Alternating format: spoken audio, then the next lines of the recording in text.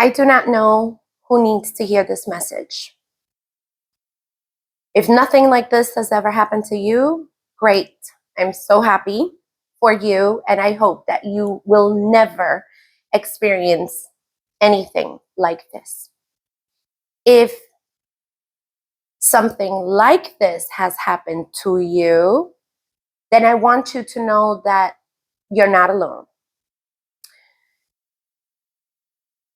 What I am finding out in this journey is that there are many areas to it, not just the area of, oh my God, I'm not a priest anymore. No, it's more than that. You lose a piece of you in your journey. You may lose your faith. Let me put this little thingamajig away so that I can hold this a little bit better. You may lose faith in yourself, but there are other things that may happen. If you are in a relationship with such a person, your life will fall to pieces. I'm not going to sugarcoat it for you.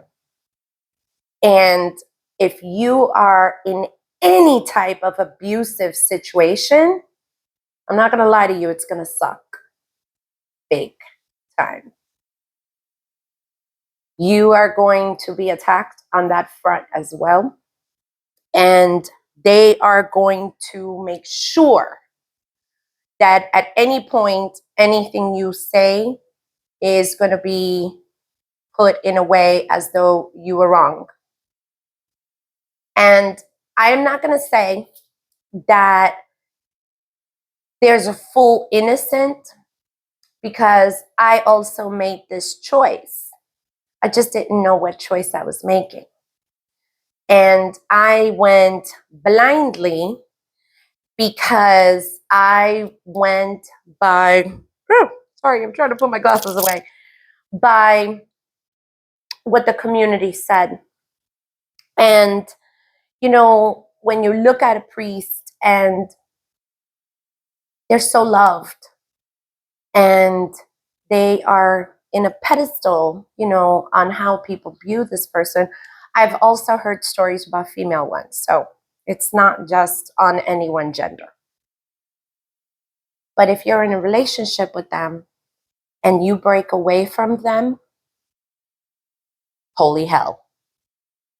I think I'm going to make a t-shirt that says holy hell because I like it, or hell's bells. And that's because I read them books. But anyway, I digress. If you are a woman who has been, I'm sorry, back to the video. My kid has a bigger social life than probably all of you combined. It's hysterical. Back to what I was saying. If you are a woman, I can't talk about men because I don't know many of the things that they have gone through. So if you are male, it doesn't matter your sexual orientation, I would love to hear your story. But I've heard more from women. So he, she, her. And, or they, it depends. If you are in a relationship with a priest and the relationship sours, and for some reason or another, there's not a clean break, you're up for a rough road, especially if he is the elder and the know-it-all, or the I know this spirituality and you do not. If you're in that spot, it's going to be rough. Like I said, if you have not experienced this, great. I'm so happy for it. I really am. I'm so happy, and I hope you never experience it. But if you have, you're going to be up for a rough road. I will give you some suggestions. 1, find your tribe. It's kind of similar from the last video, right? Find a tribe. Don't keep it quiet, because he will thrive on you not opening your mouth on what has happened. I know of a particular story. It happened in the Palo Mayombe arena, and he's just one of many. And he was physically abusive to his spouse. He was verbally abusive. He made her feel like her opinions never mattered because he was the tata in charge, large and in charge. Well, I don't know about large, whatever. But when the break happened, he went after her spiritually. Her reputation, even though she's also a priestess, isn't that funny? Isn't that funny? And like a real one. He went after her spiritually to the point that the health went so bad, so bad. There were multiple surgeries involved, and it was ugly. And this is a tata. I like that. Not tata. Tata. This is a tata that some of his godchildren loved him. And when that happened, the Munanso split, and people had to divide and make choices. Am I going to go with the loony lady, or am I going to stay with the tall, strong tata who knows it all? I'm going to tell all of you this.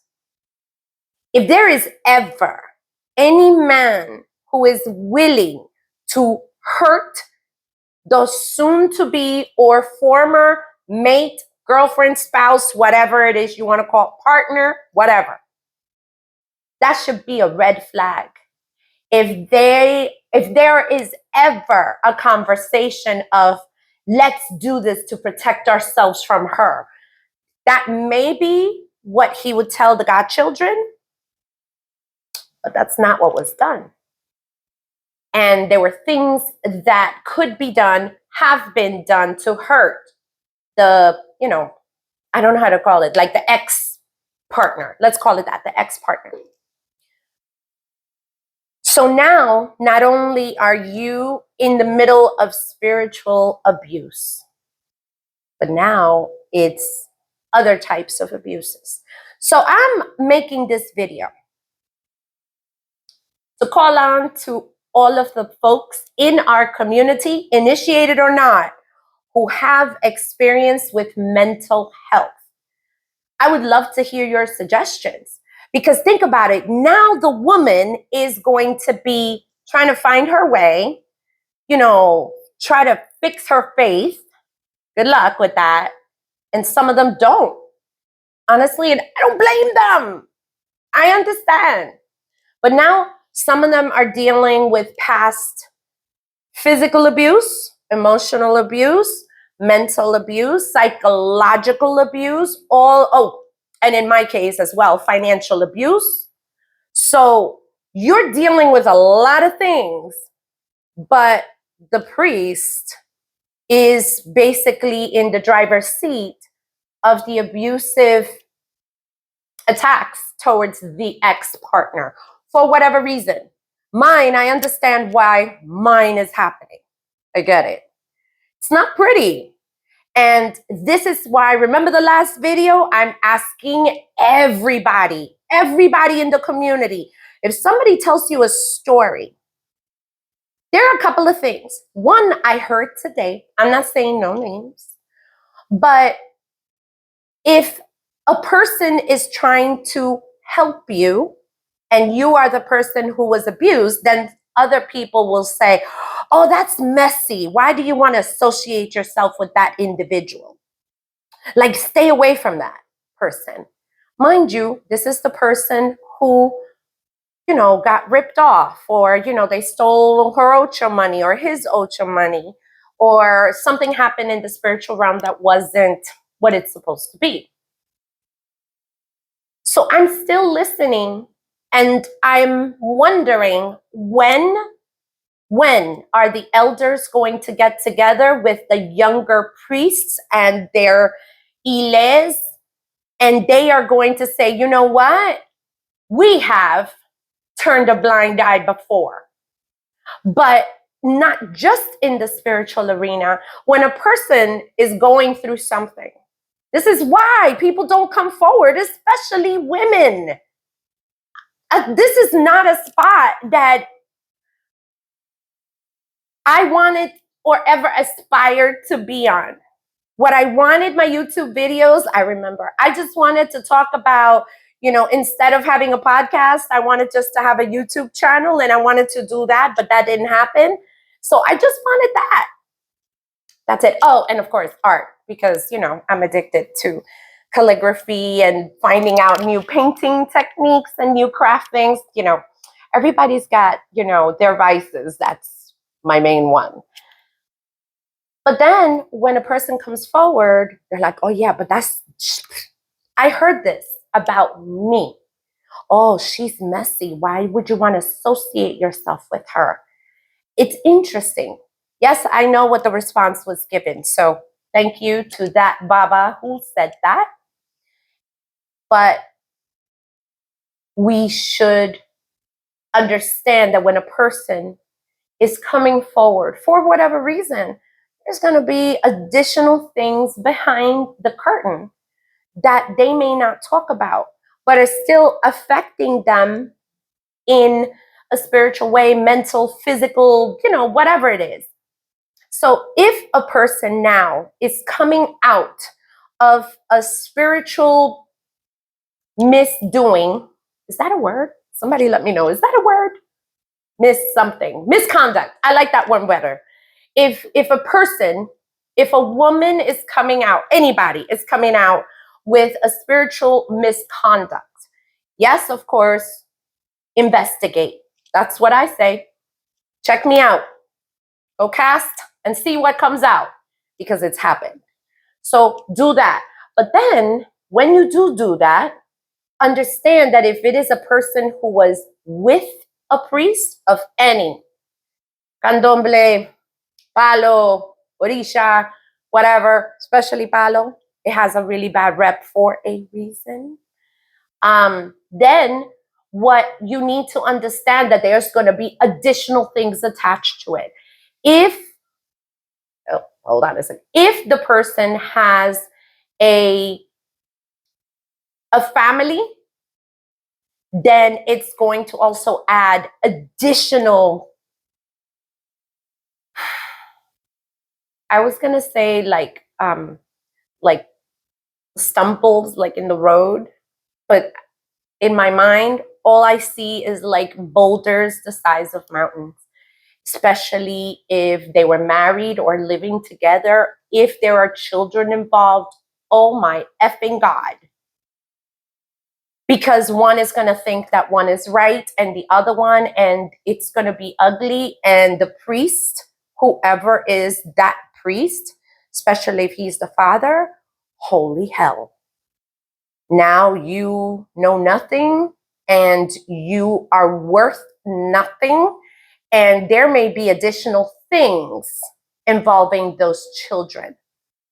And when they're coming forward, understand that it's more than he took my ocho money, or he initiated me and and it's incorrect, or he's not initiated at all and look what happened. Whatever the situation is, now this is a little different. If it is a woman who is coming forward, who was in a relationship with a man who is a priest,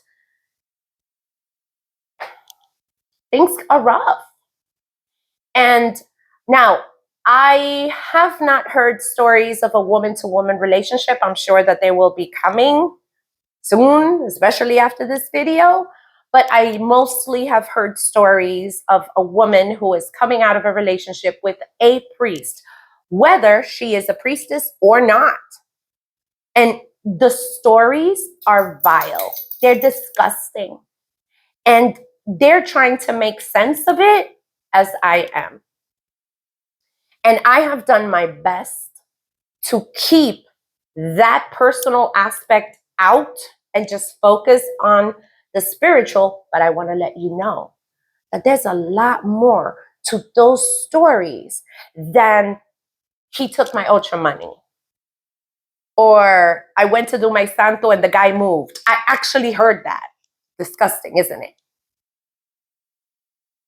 I'm asking you to have compassion, and I am asking all of you to understand that if a woman is coming forward, especially if she is in a relationship with a priest and it did not go well, it's going to be rough. It's going to be so, so rough. And I'm asking, now here's the thing, which is funny. Not everybody says the truth. I get you. We got liars. I get it. But aren't most of y'all priests? Check it out. If you're too emotionally charged, go to somebody else to check it out. Check it out. Be surprised. I was shocked in all the things that have been found out without me opening my mouth. I didn't have to say many things that happened just between my husband and I, and no one was there to be a witness. But you know what? Funny thing. This word, eguns, some of them can be very nosy. Very, very nosy. And orishas, oh boy, when they come down to earth, it's really interesting in what they have to say.